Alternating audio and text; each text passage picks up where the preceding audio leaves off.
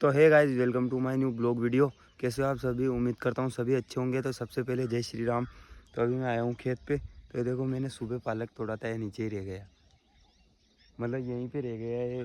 शाम को मैं घर ही नहीं ले गया क्योंकि भूल गया वहाँ पे बकरियों को पानी नहीं पिलाया वहाँ से निकाल के, और सीधा घर पे चला गया। तो ये पालक यहीं पे रह गया। देख सकते हो आप, लाल कलर का ठेला है, पूरा पानी मतलब जो में है ये अंदर पालक तोड़ रखा है। अभी ले जाऊँगा इसको घर पे।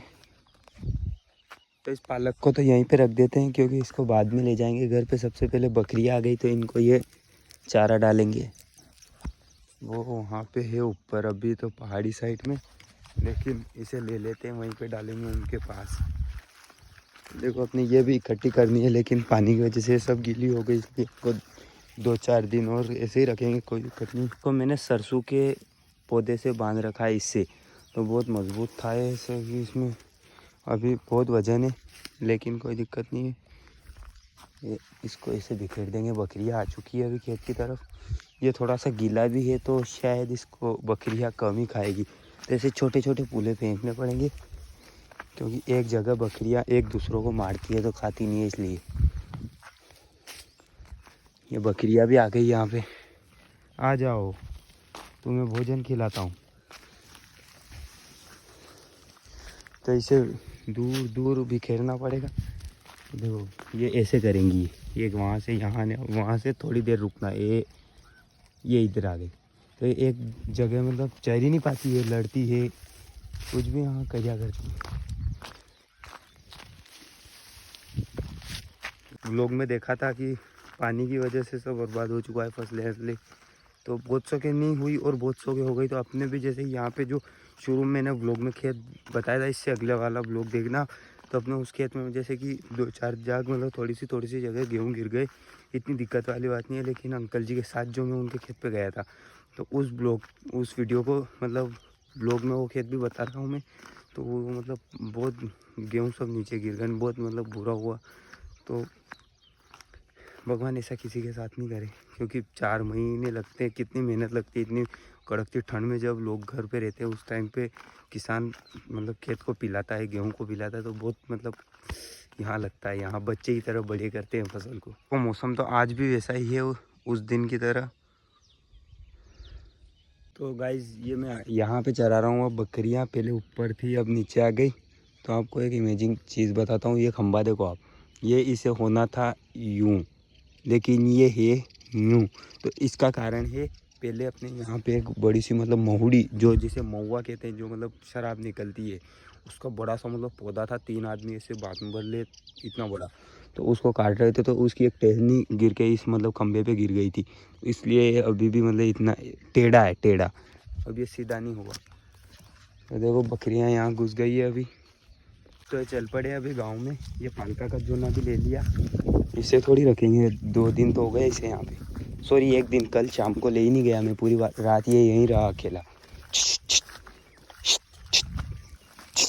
इनका मन ही नहीं हो रहा घर पे जाने का।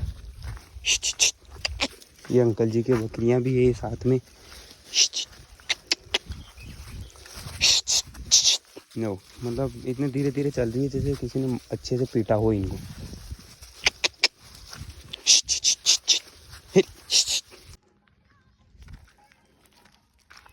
आ गए हैं अभी गांव में।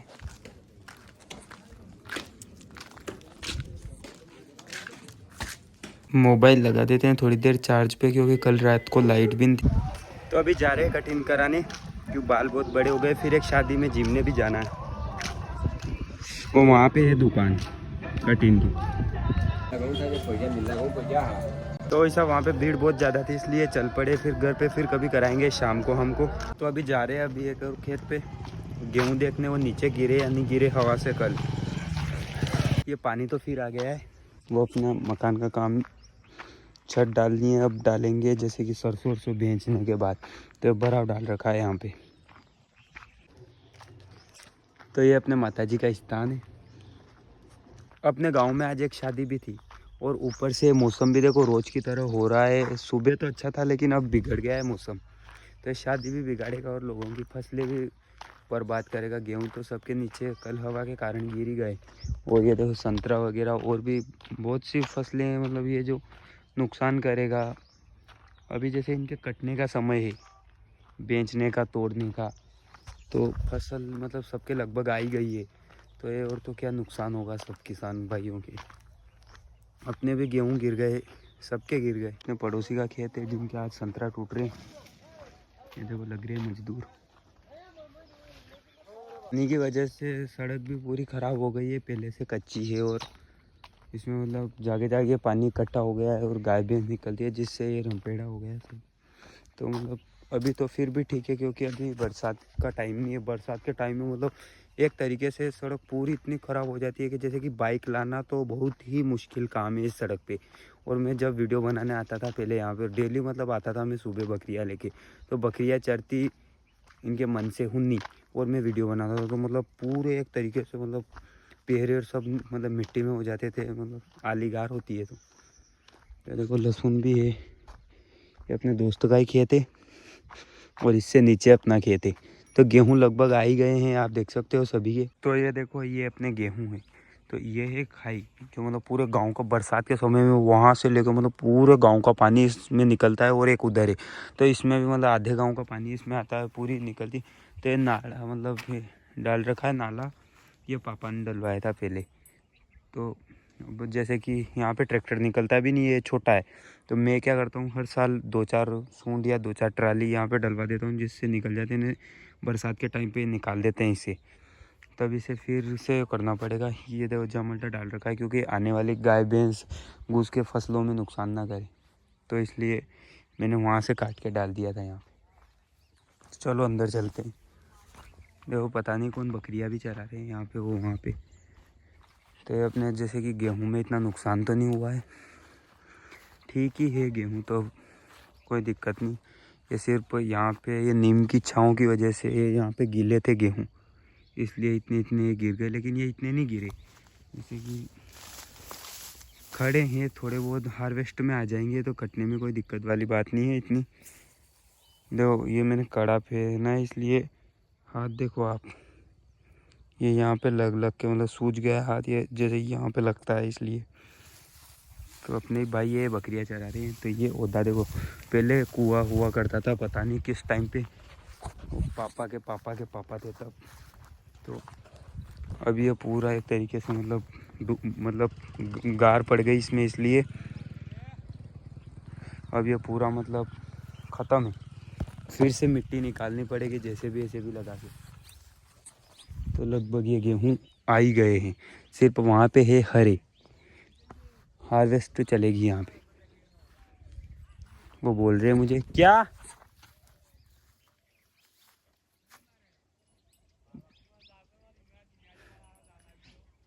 जिम्या में, तो वो कह रहे हैं तू जिम्या। तो चलो सब क्या ठीक ही है, कोई दिक्कत नहीं है। ये कुआं निकालेंगे 1-8 साल में, क्योंकि अभी काम बहुत से आ गए। घर पे छत डलवानी ने, रहने का जुगाड़ करना है, कच्चे घर में रह रहे हैं अभी तक। तो उसके बाद छोटी बहन की शादी में, उसके बाद दोनों कुएँ, वो कल के ब्लॉग में नहीं परसों के ब्लॉग में बताए थे मैंने, वो कुआं भी खोदना है। देखो इतनी सी जगह में ट्रैक्टर निकलना इम्पॉसिबल, इसलिए इतना सारा गारा डालना पड़ता है मुझे बरसात के टाइम पे तो निकालना पड़ता है, गर्मी टाइम पे डालना पड़ता है। तब चल पड़े घर की तरफ। पानी भी आने जैसा लग रहा है, देखो आप। तो मैं भीग जाऊंगा कोई दिक्कत नहीं है, कपड़े भीग जाएंगे कोई दिक्कत नहीं है, लेकिन मोबाइल मतलब सीधा दिल पे लगती है, दिल पे। तोड़ रहे हैं नारंगिया। कहाँ से हो आप? दूधालिया से। वाह यार। तो देखो संतरे खा के जा रहे हैं घर की तरफ। हाय, इस ठंडे मौसम में संतरे खाना क्या ही अच्छा लगता है। जो बचपन में छोटे थे तब घर वाले खाने ही नहीं देते, जैसे बोर संतरे के, इनसे तो सर्दी होती है, तुम्हारे नाक आएगा, खांसी होगी। लेकिन बचपन पे खा रखे यार, अच्छे लगते हैं। अपने खेत में मैं बताऊंगा आपको, अपने खेत वो जो गेहूँ है वो दिखाता हूँ ना मैं, वो पूरे ही बगीचे थे वहाँ पे, उससे बड़े बड़े पौधे थे, बहुत बड़े बड़े। बचपन से वही खाते आ रहे हैं हम तो भाई साहब आ गया हूँ मैं अपने घर पे, मतलब पुराने घर पे। ये अंकल जी के है 2 कमरे, परछाना और वो एक कमरा, और ये है, ये बर्फ डाल रखा है जो अंदर डालना है, अपने तो डाल दिया है। ये नाल है, ये वहाँ पे पीछे तक जगह अपनी, ये सब आगे तक अपनी है। तो मैं बताऊँ देखो, ये इसमें डाल दिया है अंदर भरा और इसमें डालना है और उन दोनों कमरों में भी डाल दिया है। तो ये यहाँ से जैसे भी से आगे खींचवा के यहाँ पे डाल देंगे। ये देखो अब बस छत डालनी है यहाँ पे। ये देखो ये उग गया है, पता नहीं क्या बोलिया है, क्या कहते हैं इसे। ये तो वो वहाँ पे पेड़ पौधे दिख रहे हैं वहाँ तक जगह अपनी। ये मैं दिखाता हूँ। ये हाँ ये यहाँ पे क्या डांडे गेटे बन देंगे अपने। तो ये अपनी फैन है, वीडियो देखती है रोज़ इंस्टाग्राम पे। तो ठीक है दोस्तों, मिलते हैं अगले ब्लॉग में। तब तक के लिए जय श्री महाकाल।